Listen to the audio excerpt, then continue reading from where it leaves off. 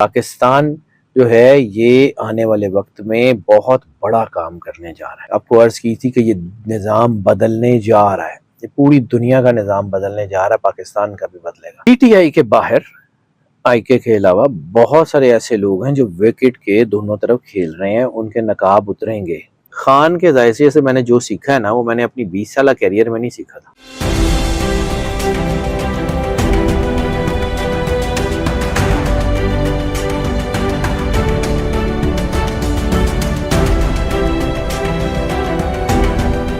अस्सलाम वालेकुम, मैं हूं फलक शेख और आप देख रहे हैं फलक शेख ऑफिशियल। हमारे साथ मौजूद हैं सैयद हैदर जाफरी साहब।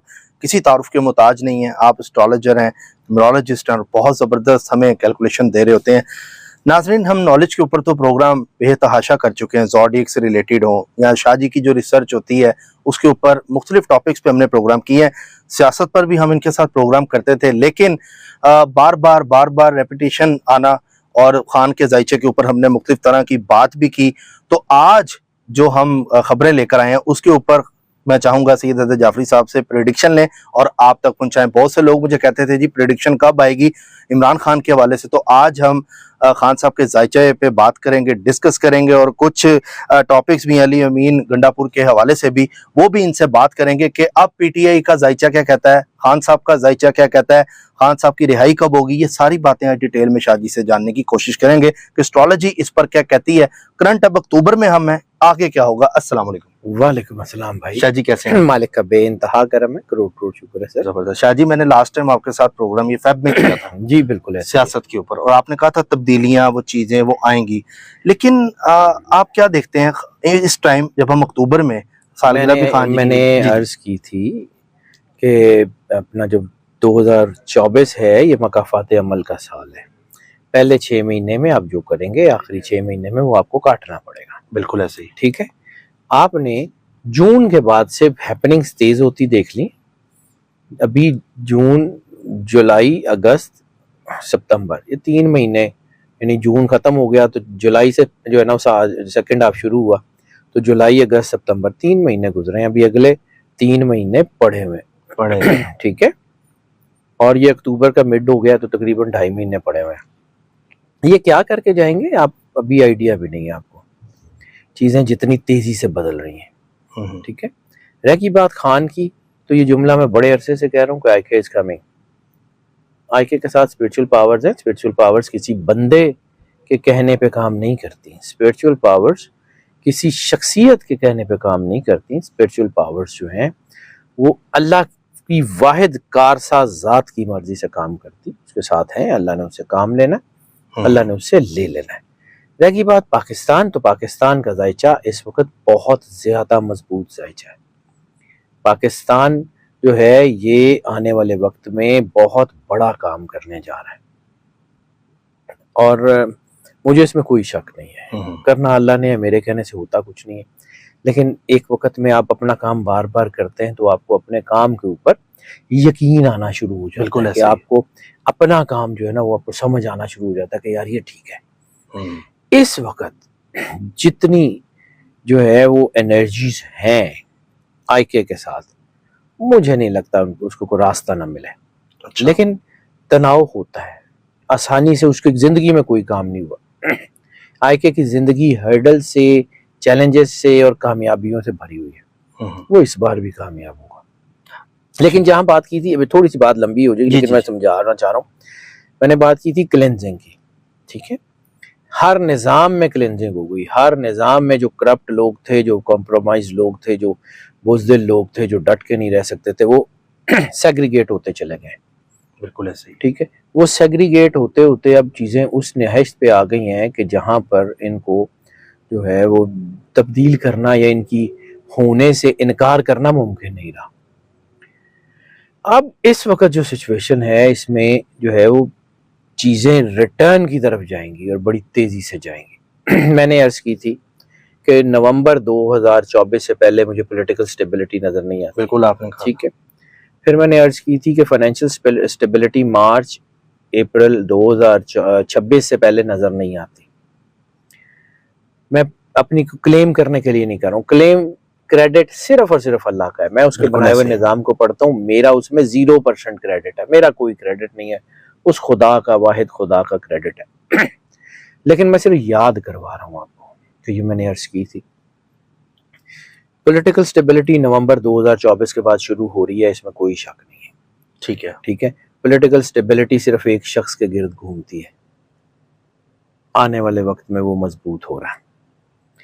फाइनेंशियल स्टेबिलिटी जो है वो आपके रूल ऑफ लॉ से, आपके जो है वो मुल्क में अमन से और उस सारे से है। 2026 मार्च के बाद से, मार्च अप्रैल से चीज़ें वो बहुत तेज़ी से ठीक होंगी। यानी 2026 मार्च के बाद अगले 2.5 से 3 साल बाद पाकिस्तान G8 में होगा। अच्छा, पाकिस्तान दुनिया की मजबूत तरीन नेशंस में होगा, ये याद रखिएगा। ये कोई बहुत लंबी, कोई सदियों की गेम नहीं कह रहा हूँ, बिल्कुल ऐसे ही है। ये अगले 2.5 से 3 साल। ये जो महीने हैं ये इंतहाई खतरनाक महीने हैं, ये जो महीने हैं ये इंतहाई जो है वो दबाव वाले महीने हैं। और मैंने आपको अर्ज की थी कि ये निज़ाम बदलने जा रहा है, ये पूरी दुनिया का निज़ाम बदलने जा रहा है, पाकिस्तान का भी बदलेगा। और आना आई के नहीं है मुझे फिलहाल, देखे मेरे कहने से तो उसने आना नहीं है, ना मैं उसका कोई डाई हार्ड फैन हूँ, ना मुझे जरूरत है। जो जायचा देखता आप उस पर रीडिंग मैं तो उसको कागज पे देखता हूँ। कल को, यानी अभी जित मैं आपसे बात कर रहा हूँ कि आई के इज कमिंग, उसका मुझे लगता है कि वो दीवार पे लिखा हुआ है, उसने आ जाना है। लेकिन अगर अल्लाह निज़ाम बदल दे तो मैं ही हूँगा ना जी जो कह रहा हूँ कि जी उसने नहीं आना। ऐसा ही है।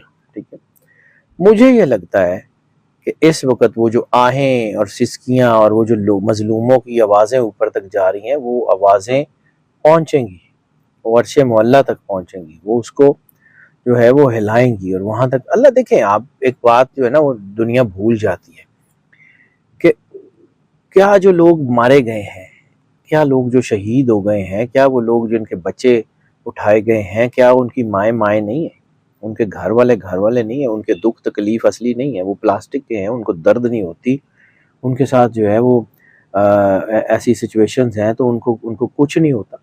तो अल्लाह क्या उनका नहीं है? अल्लाह उनकी सबका। नहीं सुनता? तो अल्लाह उनकी सुन रहा है ना।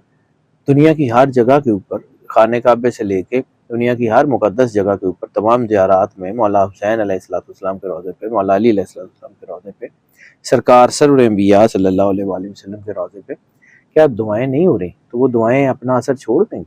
कभी भी नहीं हो सकता। बिल्कुल ऐसे ही है। अच्छा शाह जी, कुछ सवाल मैं चाह रहा था पूछते आपसे, जाए।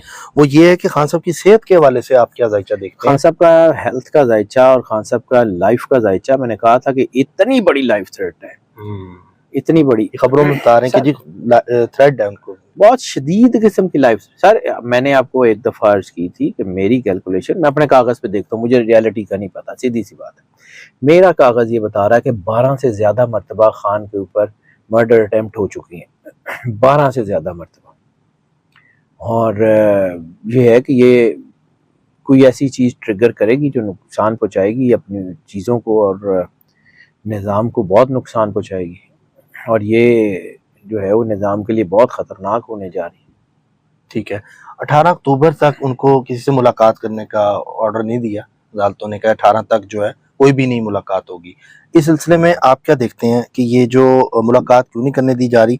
और दूसरा सर, एक चीज़ और जाननी है, अली अमीन गंडापुर का जायचा क्या कहता है? मैंने आपको बहुत लॉयल दफ़ा है? कहा था, बहुत दफ़ा मैंने अर्ज की कि पीटीआई के बाहर आईके के अलावा बहुत सारे ऐसे लोग हैं जो विकेट के दोनों तरफ खेल रहे हैं, उनके नकाब उतरेंगे।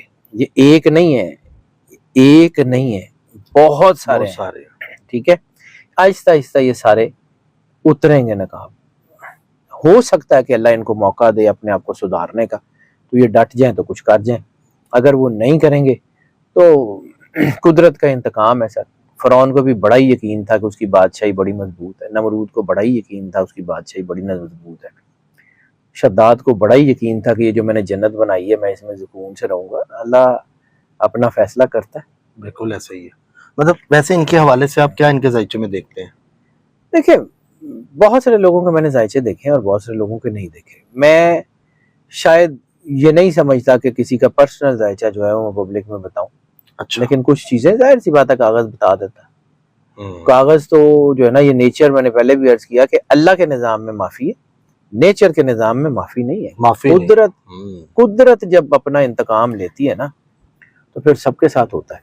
यानी सारे लोग, वो जो एंटी पार्टी के थे वो तो बेनकाब हो गए, अपनी पार्टी वाले जुड़ा रही करनी। अल्लाह आधे अधूरे काम तो नहीं करता। अब इनकी पार्टी की बारी आ रही है तो ये कह रहे हैं कि जी हमें वो नहीं होगा, सारे बाहर आएंगे, बिल्कुल सबके साथ होगा, सब लोग बेनकाब होंगे। सबसे पहले इनकी पार्टी में क्लेंजिंग हुई ना, अब जो रह गए हैं थोड़े से, उनकी भी होगी। उनकी भी होगी। अच्छा सर, ये बताएं कि 15 अक्टूबर इम्पोर्टेंट डेट है इस हवाले से। डी चौक पे जो उन्होंने कॉल दी है धरने की, और पहले लाहौर और फैसलाबाद में रखा, वो कैंसिल कर दिया गया। अब वो 15 अक्टूबर पे ले गए कि डी चौक में, क्या लीमीन गंडापुर पहुंचेंगे उधर, क्या देखते हैं? देखिए चीजें जो है ना वो फ्लेयर अप तो होंगी, और चीजें जो है ना वो दबाव में तो चीजें आएंगी। निज़ाम संभालना इतना आसान नहीं है। निज़ाम संभालना इतना आसान होता तो इतनी मुश्किलात दुनिया को ना फेस करनी पड़ रही होती। ठीक है। और दूसरा एक और चीज़, एक फैक्टर, मैंने पाकिस्तान की 3 चीज़ों का हमेशा जायजा बनाता हूँ। पाकिस्तान एज एन आइडेंटिटी, यानी Pakistan as an identity. Pakistan की आइडेंटिटी को कुछ नहीं होता, ना पाकिस्तान टूट रहा है, ना टूट सकता है, ना टूटेगा इंशाल्लाह। Pakistani as a nation, Pakistani as a nation का मतलब ये है कि कौम को मुश्किलात मज़ीद भुगतनी पड़ सकती हैं, उनके मसाइल में इजाफा होगा, तेज़ी से बढ़ेंगे और फिर तेज़ी से ख़त्म हो जाएंगे। और Pakistan as an ideology, Pakistan as an ideology पूरी दुनिया में प्रिवेल करेगा, दुनिया की बड़ी ताकतों में से होगा इंशाल्लाह। ठीक है। और पाकिस्तान का जायचा मैं जब भी देखता हूँ, उसके साथ पहले एक जायचा मिलाता था, अब 2 जायचे मिला के देखता हूँ। पाकिस्तान और आईके कुदरत ने जोड़े हुए हैं। पाकिस्तान का जायचा आईके के जायचे से नेचुरली जुड़ा हुआ है। पाकिस्तान की मुश्किलात खत्म होंगी, आईके की मुश्किलात खत्म होंगी। पाकिस्तान की मुश्किलात बढ़ेंगी, आईके की मुश्किलात बढ़ेंगी। अब इसके साथ तीसरा जायचा उस दिन से मैंने देखना शुरू किया है जिस दिन से अरशद शरीफ की शहादत हुई है। अरशद शरीफ जैसा आदमी, मैं सच्ची बात है कि जिन लोगों से ना मिलने का मुझे जिंदगी भर रिग्रेट रहेगा ना, उनमें से एक अरशद शरीफ है। उसकी शहादत के बाद मैंने उसका जायचा देखा है, और सीरियसली वो इतना बड़ा आदमी है, इतना कमाल का आदमी है, इतनी शानदार पर्सनालिटी का आदमी है, और इतनी बड़ी रूहानी पावर है। मैं क्यों पाकिस्तान के साथ अरशद शरीफ का जायचा देखता हूँ, हर बार पाकिस्तान के साथ उसका जिक्र ले आता हूँ, उसकी वजह है सर, अरशद शरीफ का जायचा मैंने उसकी शहादत के बाद देखा है। उसी वक्त में आईके का जायचा और पाकिस्तान का जायचा भी मैं देख रहा था। आप लोग सारे पूछते थे। जिस वक्त मैंने अरशद शरीफ का जायचा देखा और उसके बाद मैंने पाकिस्तान का जायचा देखा, तो मुझे ऐसे लगा कि अल्लाह की मदद पाकिस्तान में आ गई। यानी एक बंदे की शहादत के बाद अल्लाह की मदद पाकिस्तान में उतर गई है। तो जब एक बंदे की जो है ना दुनिया से जाने के बाद अल्लाह की मदद उतर गई है, तो इसका मतलब ये है कि चीजें जो हैं वो किसी और तरफ जा रही हैं। सारी दुनिया शहादतें देती है, लेकिन कुछ शहादतें ऐसी होती हैं जिनके पीछे एक मूवमेंट खड़ी होती है, जिनके पीछे एक तहरीक खड़ी होती है, जिनके पीछे एक आइडियोलॉजी खड़ी होती है। अरशद शरीफ उनमें से एक है। वो लोगों को वो शऊर दे के गया जो कोई और नहीं दे सकता था। उसकी शहादत के बाद शायद मुझे जिंदगी भर अफसोस रहेगा कि मैं अरशद शरीफ से नहीं मिल सका। He is the man, he is the worth meeting man. आईके उसमें से एक है। दुनिया देखेगी सर, मेरी मर्जी से कुछ नहीं होता, लेकिन मुझे जो टेक्निकली जो चीज़ें नज़र आ रही हैं, मुझे लगता है कि ये निज़ाम जो है ना ये हो जाएगा, ये सेट हो जाएगा। मैं एक जुमला अक्सर कहता हूँ, मैं फिर कहता हूँ, क्रेडिट मेरा कोई नहीं है, क्रेडिट अल्लाह का है। मैं अपने क्रेडिट के लिए बात नहीं करता हूँ। System with in the system, state with in the state ठीक होगी, नो वन कैन स्टॉप। अच्छा sir, astrology point of view से अगर हम बात करें तो ये बताएं, पीटीआई को लीड आपको आगे कौन करता हुआ नजर आ रहा है? बहुत सारे लोग, बहुत सारे लोग। पीटीआई अपना लीडर खुद चुन लेगी। आईके के अलावा कोई लीडर और बन नहीं सकता। वो खान साहब की तरफ लेकिन आईके के बाद पूरा जो फर्स्ट ईयर है ना, फर्स्ट ईयर और सेकंड ईयर की लीडरशिप में बहुत बड़ी बड़ी चेंजेस होंगी। आने वाले वक्त में देखिएगा होता क्या है। अच्छा, मैंने एक दफा अर्ज की थी, शायद आपके साथ की थी या किसी और के साथ की थी, मुझे याद नहीं है, लेकिन मैंने कहा था कि मुझे लगता है कि पीटीआई की जो है ना वो इसकी तंजीम दोबारा बदल जाएगी।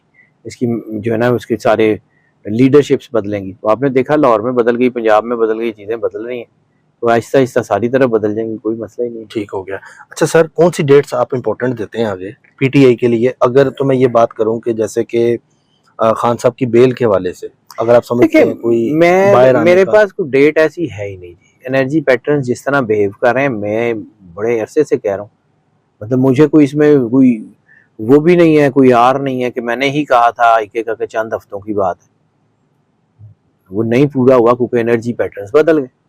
मेरी मर्जी से तो नहीं बदलते, ना मेरे हाथ में कुछ है, ठीक है, वो नहीं हुए। उसके बाद एनर्जी पैटर्न्स बिहेव कर रहे हैं। लेकिन मैंने एक चीज आपको बताई थी कि खान का जायचा एक तरह से मेरा उस्ताद है। अच्छा। खान के जायचे से मैंने जो सीखा है ना, वो मैंने अपनी 20 साल कैरियर में नहीं सीखा था। यानी दो चीजें मैंने सीखी हैं, उसका मतलब क्या होता है, दोनों चीजों का, जो मैं शायद आईके का जायचा ना देखता तो समझ ही ना आती, सारी जिंदगी ना आती। एक बंदा जिसके साथ 82.6 स्पिरिचुअल पावर्स हों, डेडिकेटेड अल्लाह की प्योरली स्पिरिचुअल पावर्स उसके साथ हों, 82.6%, बंदा कैद में हो, परेशानियों में हो, दबाव में हो नहीं सकता था।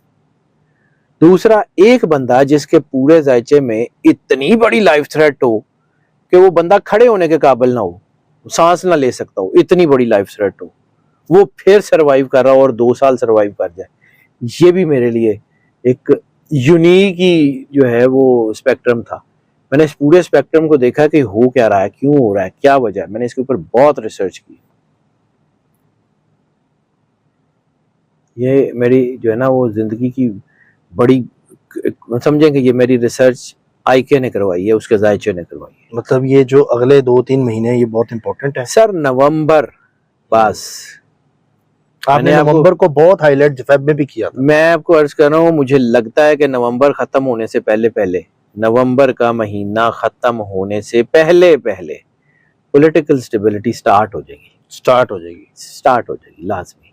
मुझे लगता है आगे अल्लाह की मर्जी करने वाला वो है, मेरे हाथ में कुछ नहीं है, उसके हाथ में। लेकिन मुझे लगता है कि ये जो सिचुएशंस जिस तरफ जा रही है ना, ये महीना और ये साल, खास तौर पे नवंबर का खत्म होगा तो आखिरी महीना रह जाएगा ना दिसंबर का, तो ये साल 2024 का इतनी सुकून से खत्म नहीं होगा।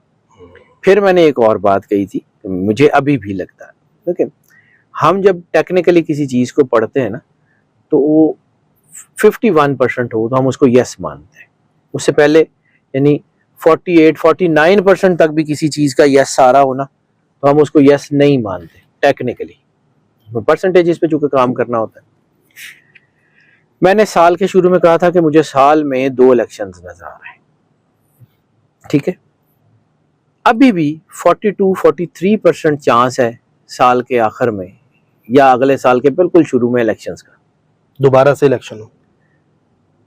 मुझे लगता है कि साल के आखिर में या अगले साल के बिल्कुल शुरू में इलेक्शंस हो जाए। ठीक हो गया। तो वो जो है वो अल्लाह करे हो जाए। उसका चूंकि मेरे पास 51% जो है वो यस नहीं आ रही, तो मैं उसको डिनाई नहीं कर सकता लेकिन हाँ भी नहीं कर सकता। उसका मेरे पास कोई हाँ वाला आंसर मतलब नहीं। 42% आपको लगता है कि इलेक्शन हो सकता है? 42% ऐसी परसेंटेज है जिसको मैं डिनाई नहीं कर सकता, जिसका मैं इनकार नहीं कर सकता, वो मौजूद है। 51% होगी तो मैं हाँ करूंगा, तो 51% से कम है तो मैं हाँ भी नहीं कर सकता। सो इट इज समथिंग, हो सकता है कुछ भी हो जाए, हो सकता है। अच्छा सर, आईनी तरमीम होगी या नहीं होगी? इस वक्त तक जो मैं आपसे बात करूं तो मुझे लगता है कि आईनी तरमीम नहीं हो सकेगी, नहीं होगी। आगे अल्लाह की मर्जी। जो मुझे कैलकुलेशन कह रही है, मुझे लगता है कि शायद कोई ना कोई ऐसी चीज हो जाएगी जिससे ये आईनी तरमीम रुक जाए या खटाई में पड़ जाए, कुछ भी हो जाए, हो सकता है। और सर चीनी सदर के हवाले से क्या कहेंगे? वो पाकिस्तान आ रहे हैं, चाइनीज प्राइम मिनिस्टर आ रहा है, चाइनीज प्राइम मिनिस्टर आ रहे हैं, चाइनीज प्रेसिडेंट नहीं प्राइम मिनिस्टर, उनके हवाले से बताएं। वो जो चाइनीज प्राइम मिनिस्टर है ना सर, वो कोई बड़ी मदद कर भी नहीं सकता। चाइना में प्राइम मिनिस्टर का ओहदा सेरेमोनियल होता है, ठीक है। मैंने उनका नाम भी देखा था, उनका जायचा अब मेरे जहन में नहीं है, देखा था, मुझे किसी दोस्त ने भेजा था। तो मैंने आपको कहा कि पाकिस्तान में फाइनेंशियल स्टेबिलिटी नहीं आ रही मार्च 2026 से पहले, तो वो जो मर्जी कर लें, कोई बड़ा मुआहदा नहीं होगा, नहीं हो सकता। मुझे नहीं लगता। आगे अल्लाह की मर्जी, कर लें, हो सकता है आवाम को अल्लाह कोई से रिलीफ दे दे, लेकिन ऐसा मुझे बज़ाहिर नहीं लगता कि ऐसा कोई बहुत बड़ा कोई मुआहदा हो जाएगा या ऐसा कोई बहुत बड़ी कोई दूध और शहद की नहरें बहेंगी पाकिस्तान में, लेकिन अभी नहीं, वो टाइम है उसमें, बड़ा टाइम। मार्च के बाद आप समझते हैं कि चीजें काफी बेहतरी की तरफ मार्च के बाद पाकिस्तान में फाइनेंशियल स्टेबिलिटी का सफ़र बड़ी तेज़ी से होगा। और एक जुमला है जो सरफराज शाह साहब, बड़े कमाल पर्सनालिटी है जी, बहुत शानदार आदमी, उन्होंने कहा था कि पाकिस्तान रॉकेट की तरह ऊपर जाएगा। बल्कि उनका जुमला है कि 2-3 महीने डंडे के, 2-3 महीने डंडे खा लें, उसके बाद जो है वो पाकिस्तान रॉकेट्स की तरह ऊपर जाएगा।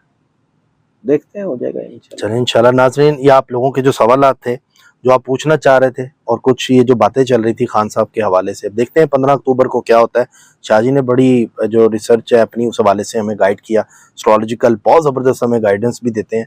और आपको पता है इनकी जो रूहानियत है, चाहे वो सियासत हो, चाहे वो ज़ोडिक से रिलेटेड हो, बहुत अच्छी रिसर्च होती है। अब कोशिश करेंगे हम कि ये टॉपिक्स पर हम थोड़ी थोड़ी बात करना स्टार्ट करें, क्योंकि बहुत से लोग जानना चाहते हैं सियासी हवाले से भी। तो आपको प्रोग्राम अगर अच्छा लगा हो, इसको सब्सक्राइब कर लें, बेल आइकन दबाएं, ऑल पे क्लिक करें, ताकि वीडियो सबसे पहले आपके पास आ जाए। और रिसर्च वाले टॉपिक भी शाहजी के इंशाल्लाह 1-2 दिन में वो भी अपलोड होंगे। अपना ख्याल रखें। अल्लाह हाफिज़। अल्लाह हाफिज़। अल्लाह।